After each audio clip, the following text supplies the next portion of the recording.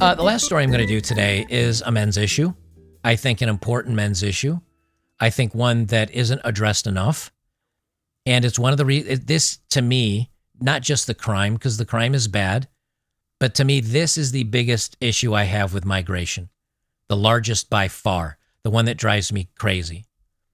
This is from Marco Rubio. If you don't know who Marco Rubio is, he is, let me see, is he a senator? I think he's a senator. He marks it at the base here. U.S. senator from Florida. So Marco Rubio, he's kind of a conservative guy. And he says how mass migration undermined men. And I think he's got kind of his finger on the pulse of this, because down in Miami, there are a lot of new housing units going up. Miami is growing very quickly because a lot of Californians and a lot of New Yorkers moved down to Florida during the bug, during COVID. They came down, and he's seen this. And I've seen a lot of the new homes that are being built today are horrible quality because they're hiring people that don't have the skill sets, but they're extremely cheap labor. And they build the house, and that's why you can find a $200,000 house. If you get skilled craftsmen, I mean real good craftsmen that are good at their job and know what they're doing, and you have a house even slightly customized, now you're at $400,000, $500,000, $600,000. Before we read the main story, let me give a shout out to today's sponsor. It's American Financing. They're very nice. They're very nice people, and they give me a very nice script.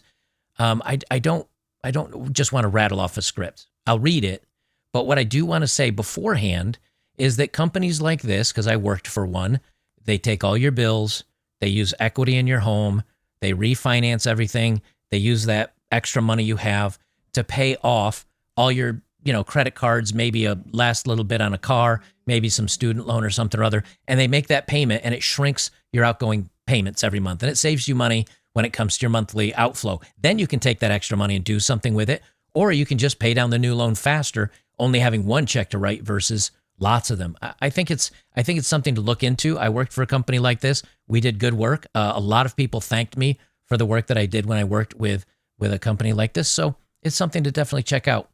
They say today's economic environment is still really stressful for a lot of people, but with the Fed finally dropping interest rates just a little bit, 50 basis points, there's no better time than now to put you and your family in a better financial position. If you're a homeowner, American Financing is helping thousands of families just like you've been putting everyday expenses on credit cards to get out from underneath that debt by tapping into their home equity. American Financing is saving their borrowers over $800 a month on average. $800 a month is like getting an extra $10,000 extra money per year or a raise at work. And it costs absolutely nothing to find out how much you can save. They're closing some loans in as little as 10 days. And if you start today, you may not have to make next month's mortgage payment. There's no better time than to turn your situation around. Call today, 1-866-889-5022. That's again, 866-889-5022. Or you can visit americanfinancing.net/bachelor. And you'll know you're on the right page when you see my little symbol over there. So thank you for today's sponsor. So Marco writes, the Wall Street Journal's recent observation that America's young men are falling even further behind testifies to a phenomenon decades in the making. The fortunes of American men have steadily declined since the post-war era. Today, men are less likely to enter the labor force, find a decent paying job, build a family, and contribute to a community, and more than likely to fall into depression, social isolation, substance use, or self-deletion than any other point in our nation's history. I don't think it's just the job market. I also think dating has a lot to do with that, and the prospects that men see that is available to date. It's like, hey, dude, I got a girlfriend. Oh, great. Is it really a girl that used to be a guy? Is it a girl that does OnlyFools content? Is it a girl that has 2 kids? Like, there's always a caveat, it seems, for the vast majority of them. So when guys see that dating market, that's going to make them pretty upset, pretty unhappy. They see the job market, they're pretty unhappy. They see what it's like to look at the marriage prospects and the ability to have children where it's not being taken away by a woman. Yeah, guys are not exactly happy about that. So I can see why especially the young guys, because as he says, Americans, young men are falling further behind. At least us older guys, we've grown, we've had some life experience, we can better navigate the waters. But man, I mean, if I were a young guy today, 22, 24, 25, I don't, I'd have to be pretty frustrated at the prospects of what my life might look like. I definitely feel for the younger generations. It doesn't mean it's not, you can't overcome it. But you guys, you young guys, will have to work 2 and 3 times harder than we guys that are Gen Xers. You guys will have to work 2 or 3 times harder to get that good job. Might even be 5 times harder. Because when I went to get a job, it was only against me. It was me against other people's, like how smart they were, how qualified they were, your skill set. Now you young guys out there, if you're up against a woman, it's tough. You're up against a minority, it's tough. You're up against now a migrant that might take half your pay, it's tough. It's really tough out there. I can see why a lot of guys are like, man, you don't even know. I believe it. I'm just guessing. And I'm glad I don't know, but I'm sorry you guys have to go through it, that's for sure. He says it wasn't long ago that these trends were ignored or explained away by the mainstream media. Today, even progressive commentators admit that contemporary American men are mired in malaise, as a writer for the New Yorker put it. But agreement on the problem is no substitute for a solution. In fact, far from working to help men, many elites are exacerbating the crisis by overlooking, allowing, or outright encouraging mass migration, both legal and illegal. To make sense of this, you first have to understand how we got here. In the mid-1960s, near the height of the American industrial power, roughly 97% of prime-age men participated in the workforce. Most outperformed their parents in success and managed to provide a solid middle-class lifestyle for a wife and children. This prosperity was in large part powered by an abundance of blue-collar jobs, often in manufacturing. They paid well, offered long-term stability and security, and rarely, if ever, required an expensive college degree.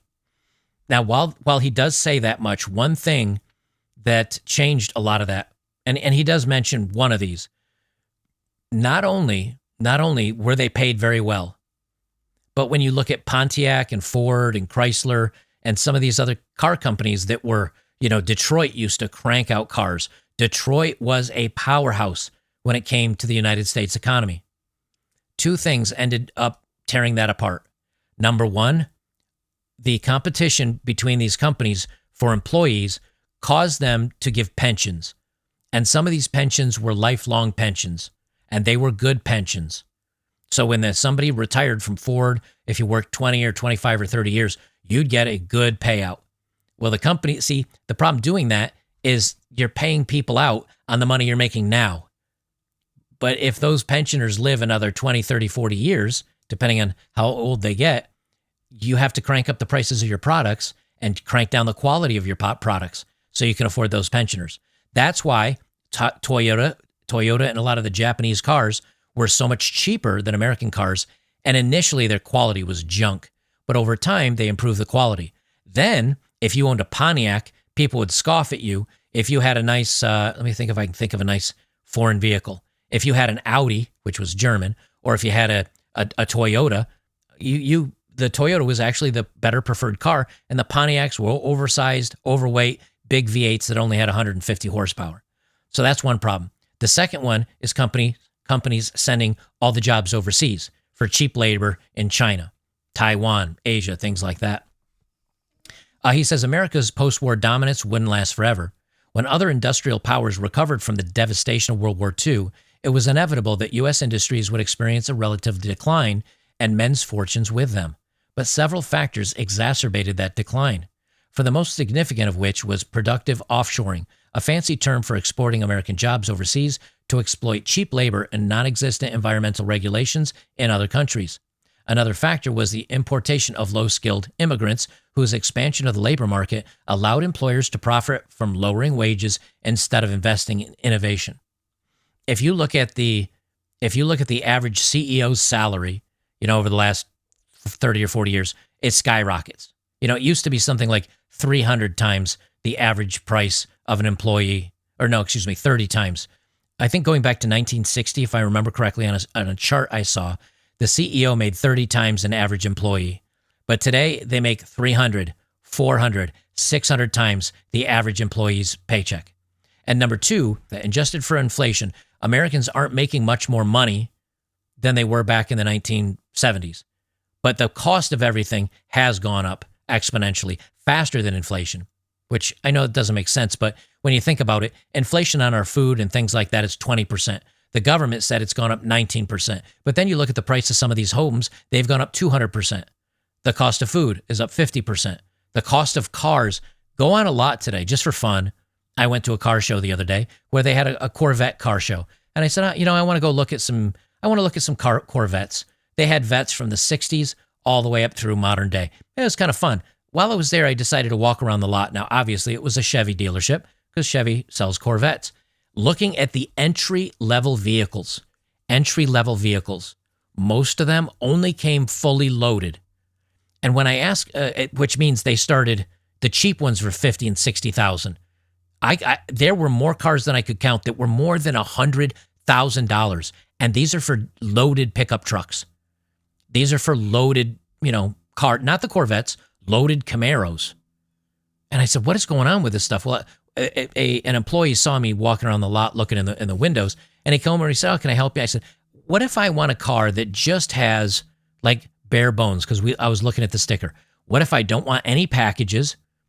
And this is both for curiosity's sake, but also I may end up downsizing one of my vehicles or swapping them out at some point.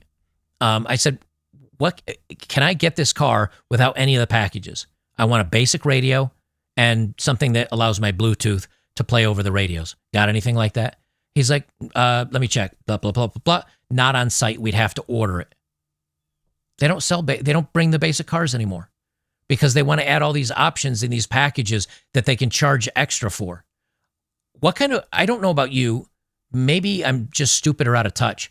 Can the average person go out and afford a $50,000, $60,000 car? I can't. I don't want to.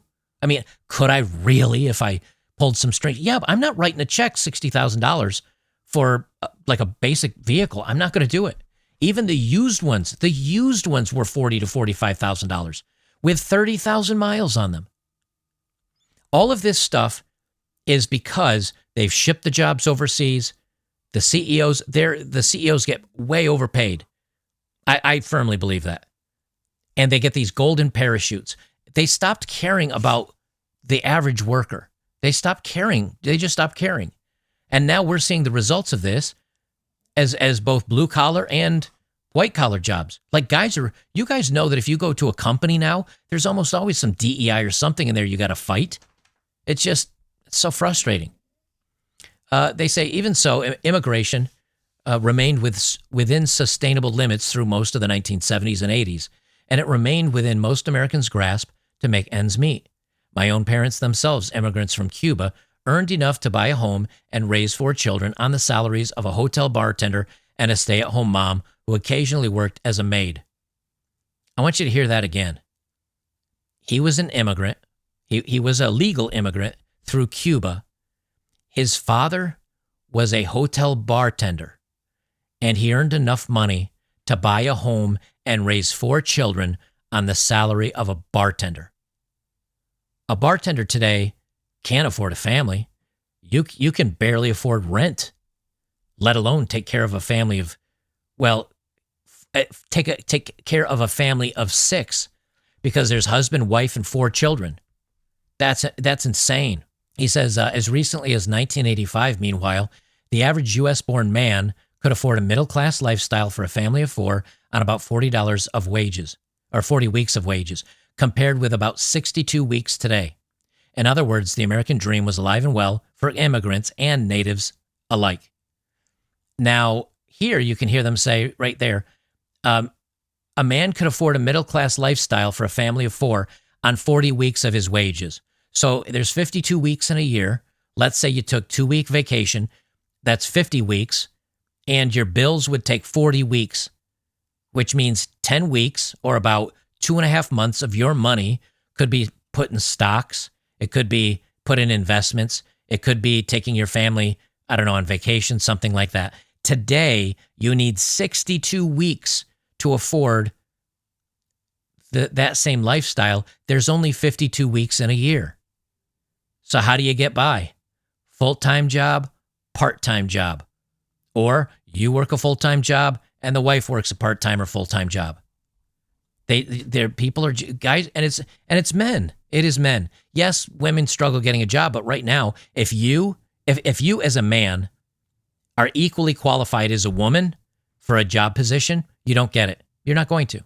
If you're a white person equally qualified as a black person, you don't get it. They're giving it to the black one. If you're straight compared to one that's the part of the LGHD TV community, you're not going to get it.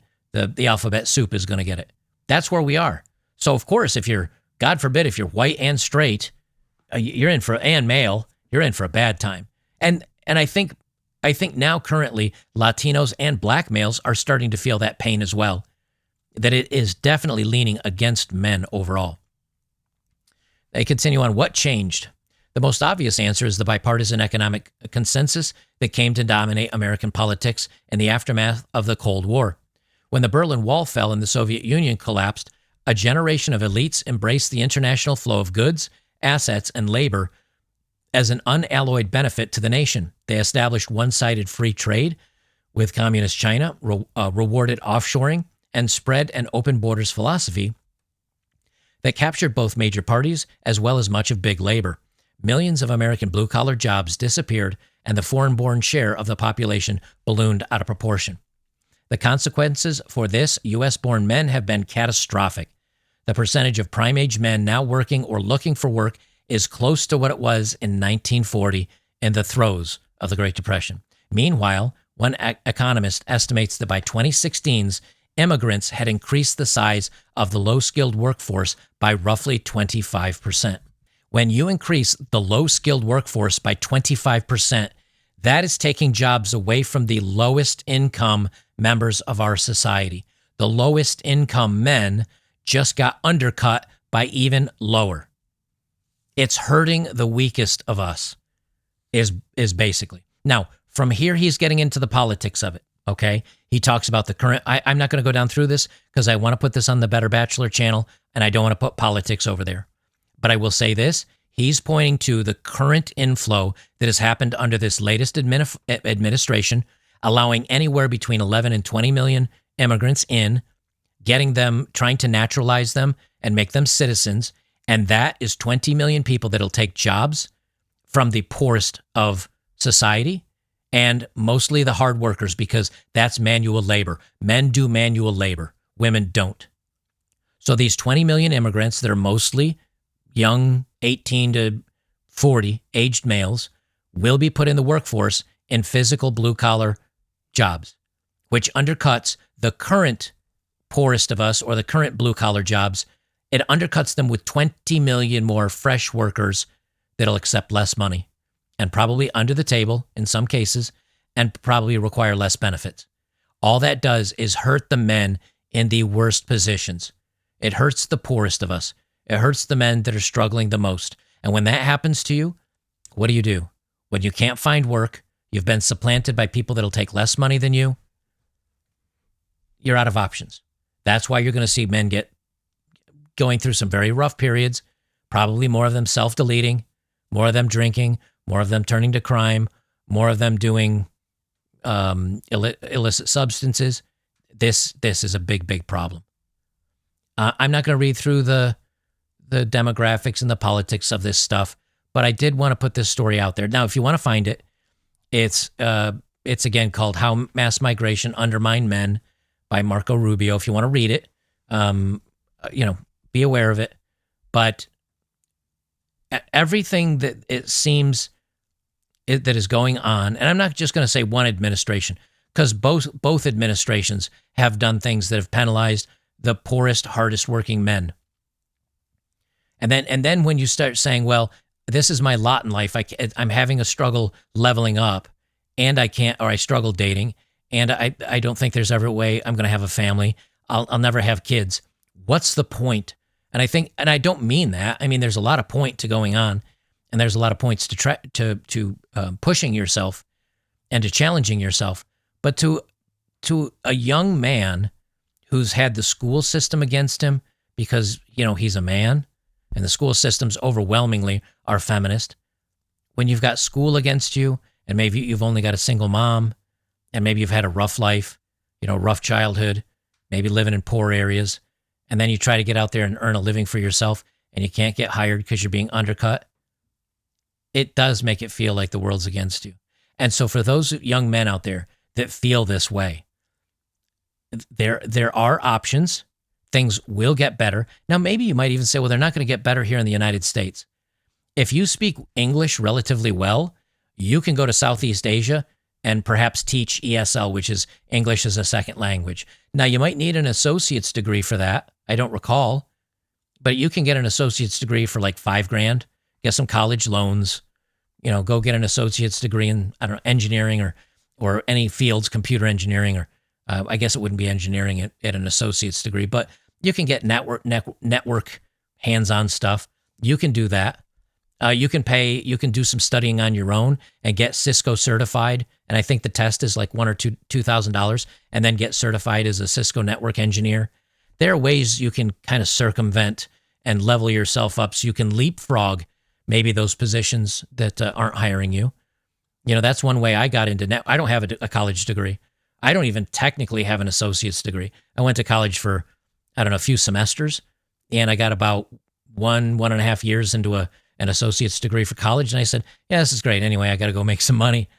And I just went to work. But one thing you could do is take some classes that get you familiar with the OSI model and computers and Linux programming and networking and some of those protocols, and just get a good general background in computers, and then go pay $1,000 or $2,000 to get a Cisco systems, a network engineering or one of their certificates. And then when you go to a job interview and you say, oh, I'm certified with this and this Cisco product, it's $4,000 or $5,000 worth of what's the word I'm looking for? Certifications that you get, right? It's going to cost you money out of pocket, but it gives you a way to kind of get from the blue collar world into the white collar.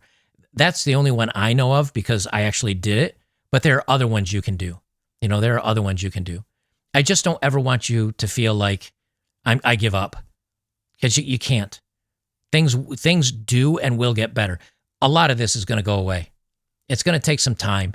I think things will get corrected, but it would be better if you said, man, I'm destitute. I've got no options here. I can't do anything. It would be better for you to fly, get a plane ticket, or look online and get some sort of a work permit in Thailand, in, South Korea, in Japan, in the Philippines, go down maybe to Argentina.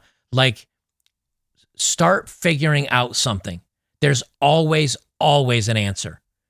It may not be the best answer. It may not be the thing you want to do right now in this moment, but there is always an answer. There always is.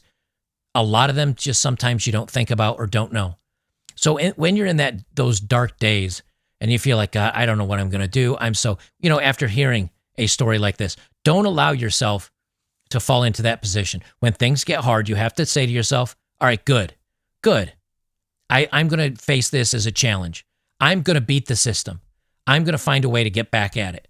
I'm going to be a success no matter how much the system tries to hold me down, because you can. You just have to be creative. You're going to have to do some stuff you don't like for a little while, maybe for a little bit longer, but there's always an out. And I want you guys to know that.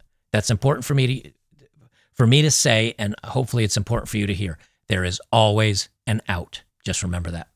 Lastly, we will leave it with a dating profile of the day. I'm sorry, white gentlemen, even though this gal is as white as the driven snow, she's not for you.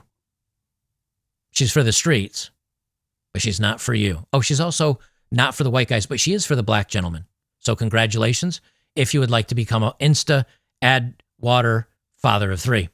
She's 19. Whoever did this marked out her name. But she says, hi, my name is blank, 19 years old. 19. Hi, my name is whatever. I have 2 daughters. One is almost 3. So she popped her first kid out at 16. And then her second kid out before 19. And the other just turned 1. And I say turned with a T, at the end, because that's how she spelled it. Turnt. 1. So she got preggers at 16. No, I take that back. 1 is almost 3. Yeah, she got preggers 15 or 16. She got preggers again at 17 or 18. She said, I'm also pregnant now with my first son, almost 6 months. So she's 19, mother of 3, unmarried. You got to, baby girl, you got to learn how to close your legs or wrap it or something. Welcome to being a drag and taking my tax money for the system. She says, I'm looking for a real relationship. Well, maybe you should have started looking for a real relationship when you were 16 before the first kid. I'm ready for it to be my turn at love. Well, it sounds like you got loved on pretty hard around 16. You got pretty loved on hard. You got some pretty hard loving at 17 or 18 again. And within the last 6 months, you got loved on again. Sounds like you've had plenty of gentlemen giving you the love. Too bad you didn't include emotion in any of those relationships and looked for the love first and the trouser snake second. She said, I do not like white men. Black men only. Exclamation mark. Exclamation mark. Exclamation mark. Exclamation mark. She's 5'2". Well, congratulations, gentlemen. I'm sorry for you, my white boys out there, my white brothers out there. I'm sorry. It's not going to work out for you, gang. I apologize. But the good news is, for my brothers out there, it is all yours. She loves the black men. So you too today can be a father to 3 by just picking up the phone and dialing this 19-year-old.